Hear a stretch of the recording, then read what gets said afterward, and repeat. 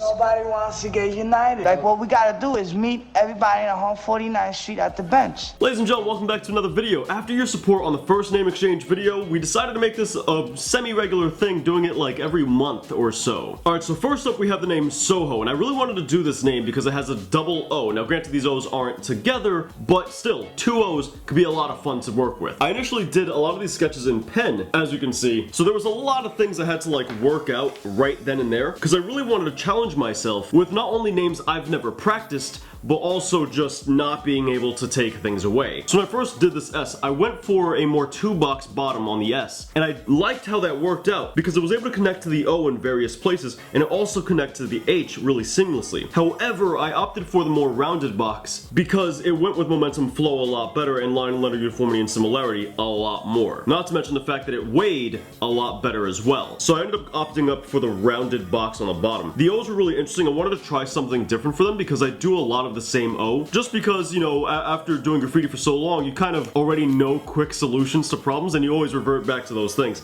So I wanted to throw myself out of my comfort zone a little bit, try something totally different, and really try to knock the piece off balance with the O's, while finding new creative ways to balance the piece, and I found a solution. And then the left leg on the H goes ahead and shifts and displaces, that way we can go ahead and fit the right leg to go swing all the way down into the right in order to help balance out the left side, and this also leaves a lot of negative space room for the second O to kind of slide in between there. Next up we do 3D going down, because there's a lot going on the right side of the name, and as we all know, focal points become more prevalent when you go ahead and you have a lot of detail in a certain area. So seeing as most of our 3D detail happens on the right side, this is going to help balance out the name a lot. And lastly we go ahead and throw 1 at the bottom, just because I wanted to throw it in there, have some fun with the name and kind of mix things up, and this also helps balance things out. Next up I really want to show you guys this Nast piece, and I decided for this one I wanted to really turn things on their head. I wanted to mess with not only negative space, but I wanted to mess with letter name weight as well as letter name positioning. The name is originally N-A-S-T, but I threw in both a lowercase and an uppercase A in here. We put doctor on the top as well as a chip right next to it in order to fill in a lot of that negative space that would have occurred between the lowercase n and the lowercase a. We go ahead and throw in the grim on the bottom, and similarly to the last piece, we have more 3D details here because there's more going on. As a result, this becomes more of a focal point. Make no mistake, the right side still has a lot of weight, but without all of these things I just mentioned, oof, man, that left side would be lackluster. Now we go to our lowercase a, where the close counter is actually a star, and this is going to help flow and have uniformity with the star on the left and the right side of the piece. Not to mention the fact that the major line of the star, the diagonal up and to the right, is actually part of the leg of the A, the capital A. But I wanted to try something fun here. We took the back of the S and cut it directly into the leg of the A. And then we go ahead and make the serif that would typically come down on the S, just straight down, we turn that into the serif that goes up and to the right on the A. So I wanted to kind of toy around with this idea because I'd like to experiment with this in different letters. And this area, as a result, has a lot of suggested lines and structure, which I kind of like. So we have a big T in order to hold up that S, and everything works out fine. Here we got a nice, simple straight letter for Phobe, and there's not really much to say about this. I really liked the B, and I got really stubborn about the B because I wanted a different E. But the E I wanted wasn't going to fit with this B, and I liked the B too much. And as a result, I decided, you know what, screw it, man. I'm gonna just throw this B on here and keep it. I'm not changing anything for this B. Now, if you notice, the top of the F, the top of the B, and the E are all the same in order to create that uniformity. And instead of flowing, you know, so let's say the top of the O in order to be the same as all of them, we instead made it smaller and flowed a lot of line uniformity and similarity into the O. If this was being done on a wall, or if I was coloring this in, I 100% would have colored the O a totally different color in order to help boost its weight along with the other letters. That is certainly a technique you can do. You can color one specific letter a totally different color if it's lacking in weight in order to help boost it up. Now these videos are supposed to have me doing basic straight letters, but I always get really into it and I always get like really involved with the name and I start going crazy on things. So I really had a lot of fun with this Faze name, F-A-Z-E. I wasn't really trying to make things more difficult here for myself. I was just kind of going off the cuff and then doing my old style that I used to do with this name. There's a lot of things I really wanted to do to this. I wanted to add more cylindrical forms. I wanted to do 3D interior details. I wanted to have 3D extensions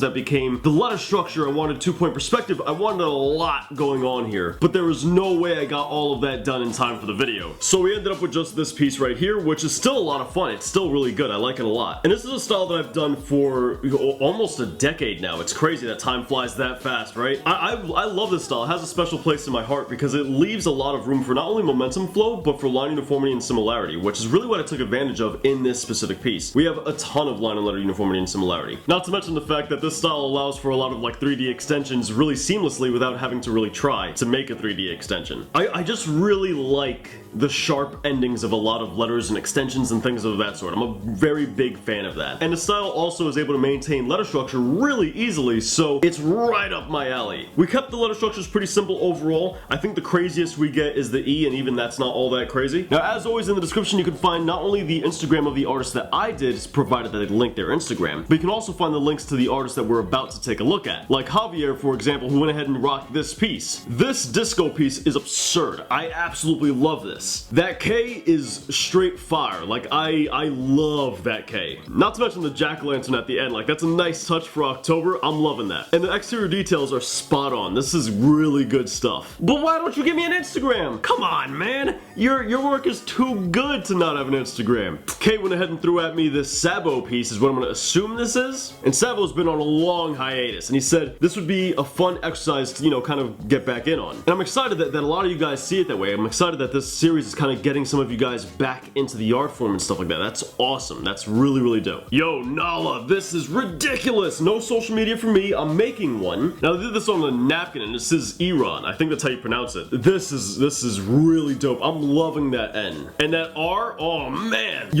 Oh, wow. Your details, your extensions, everything is spot on. I absolutely adore this. This is really dope. So I wish you had a social media. That's fire. If you make a social media later down the line, leave a comment saying that, you know, you're in the video and here's your social media, and I will go ahead and link you. Hey, he did my name, Trent. Thank you, man. I appreciate it. Thanks a bunch. He says he tried to follow the color theory and keep it simple. But soon, in the tutorial series I'm about to release, I have a color theory video, part 2, that explains something about color theory and turns it on its head. You guys aren't gonna want to miss it. If you're watching this after November 2019, then it's already up on my channel. We got a lot of Halloween themed art here today, man. We got a whole lot. Lee K's got this trip piece right here, which is pretty dope. I love how you have the big tops of the letters, and it's pretty uniform all the way around, with like the smaller bottoms. That came out really nice. I like that a lot. I also like the closed counters on your letters. Ooh, that coloring job though, man. Not bad on that fill-in. Those blends on that brown area are nice. That is clean. And we got another piece from Basil right here. That GR combo, man. I like the way you handled that. And that I, the way you connected it to the bottom of the R, or the leg of the R rather, it came out really dope. And oh, whoa, what's happening with that star right there? Ooh, I like that. I never thought to do that. That came out good. I really like it. I also like the way you have the I swooping the opposite way of the R and the G, and then you keep letter uniformity with the M. Really clean stuff. That came out nice, my friend. However,